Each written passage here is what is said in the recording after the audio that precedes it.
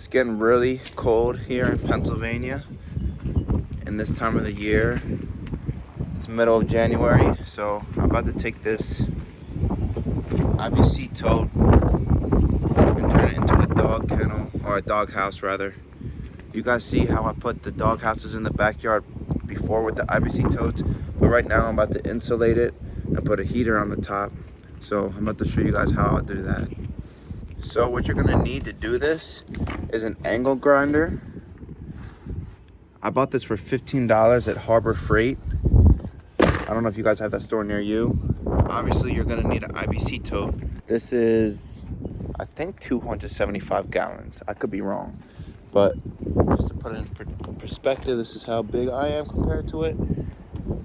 And you can find these on Facebook Marketplace. I bought that one for $50.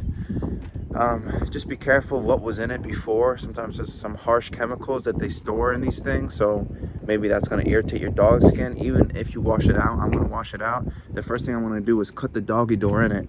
Now you have to cut this aluminum. You have to cut this aluminum with the grinder. Like I said, I bought this angle grinder for $15 at Harbor Freight. You know, you get some cut off wheels.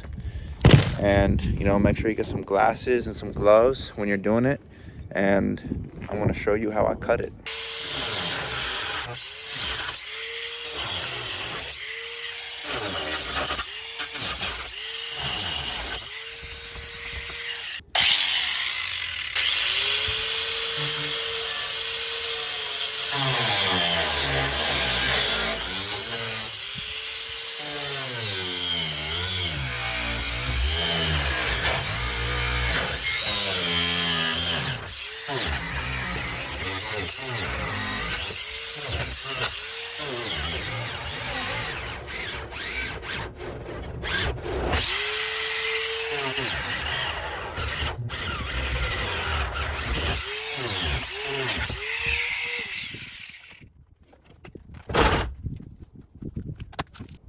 So this is what it looks like after I cut it. There was low ammonia latex in here, so I just gotta clean that out. But as you could tell, I just cut a small square in there, and I also left this like main bar attached here. So that way, when I fill it up with stuff, whether I fill it up with wood chips or whatever I fill it with, you know, nothing's gonna pour out here, and you know, this isn't gonna get damaged here because this has a nice support beam right here. So, you know, you can close it off with wood or anything like that. So now it's the next day, and what I'm about to do to insulate this .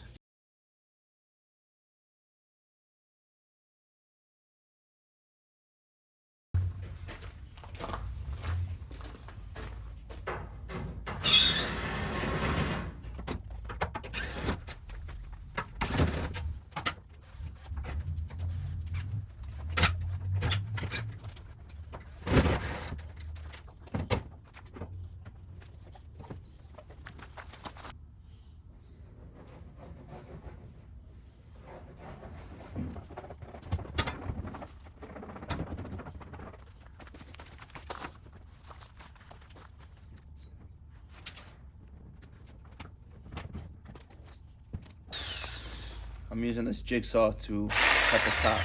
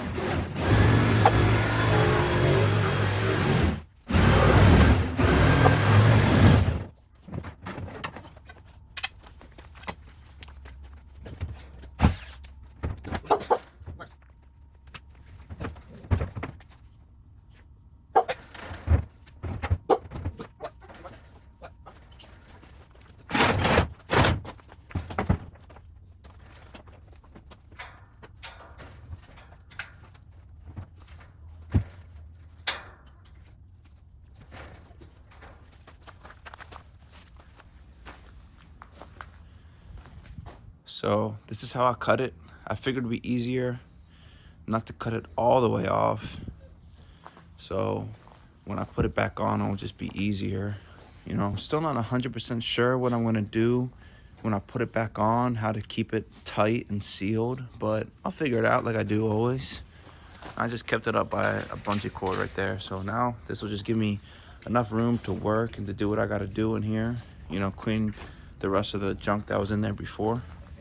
So I'm gonna go ahead and do that, clean it out, and then I'm gonna start cutting the wood and the insulation and measuring the stuff. So that's what I'm about to do next.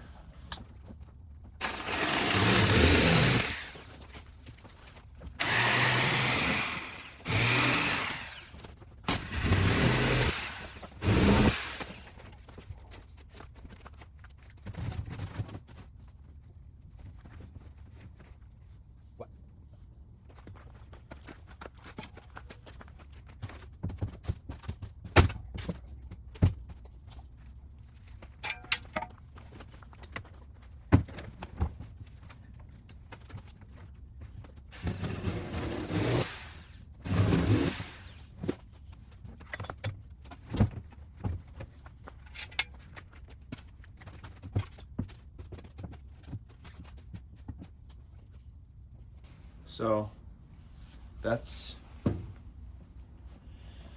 the insulation foam board, and there's a little, if you guys buy an IBC tote, there's a little bump right there where the drain is inside of it. So I just thought to put this in there, then cut around it. And I'm gonna use this as a stencil to cut my board. So I'm gonna actually take the styrofoam out and draw the Sharpie on the particle board that I'm using, just so I can use that as a stencil. That way I could just use that outline to cut what I need to cut.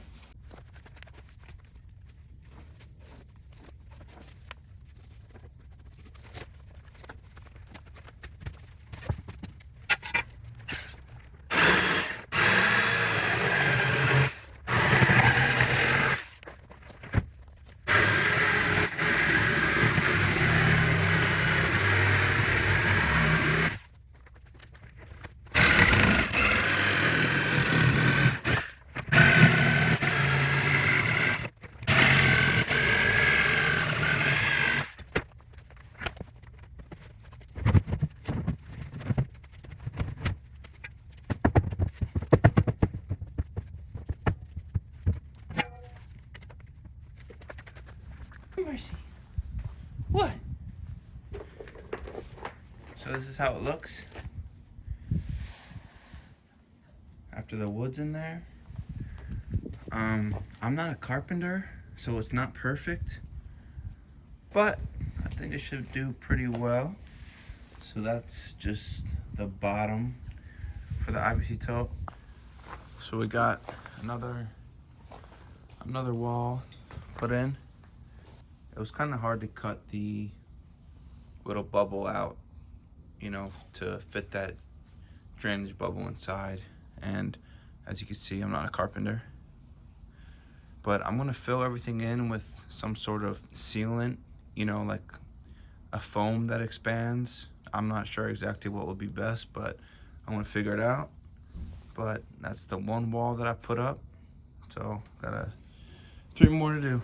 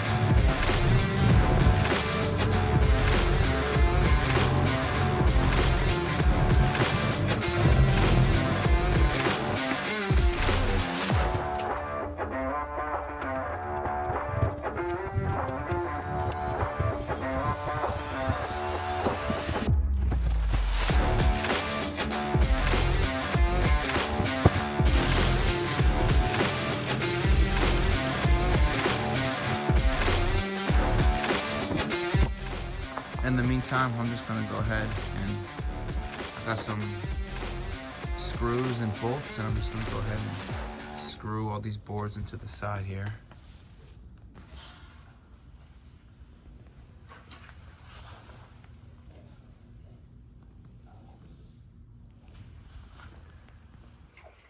So when I was filming, before I put the lid on, it got dark. So I didn't get the chance to film it to show you what I did to close it. So pretty much, I just ended up cutting another piece of board and just put it on top of the wood that I already cut. If I cut the sides more evenly, it would have laid perfectly, but it still worked.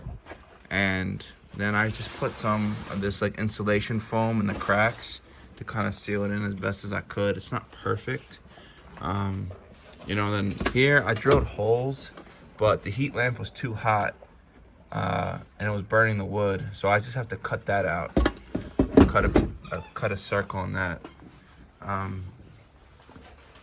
But other than that, I just drilled holes in the side right here and put a screw and then just a nut with a washer to hold the boards in place.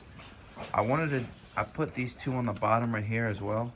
I wanted to put the screws on the bottom on each side, but for some reason it just wasn't working out that way. But it's secure with just there's two screws on each side. So that's what I did to completely hold the boards in. And like I said, you can see the cracks. It's definitely not perfect, but it's a lot better than just being plastic. I'm sure if you're a carpenter, you're probably hating me right now, but this is the best I could do, and it keeps the dogs pretty warm. This is the day after I put in the insulation in this IBC tote, and as you can see, it snowed, and I have this little temperature gun, and on the concrete it's 30, and in there it's 58. They just came out of their tote, so 55, 53 in there. When I first checked, it was like 60 something, and that's with the heat lamp not even on. I turned it off last night because the wood underneath was smoking a little bit, so I gotta cut a bigger hole in it. But that just goes to show you that it stays pretty warm in there, you know, even though it's cold out here.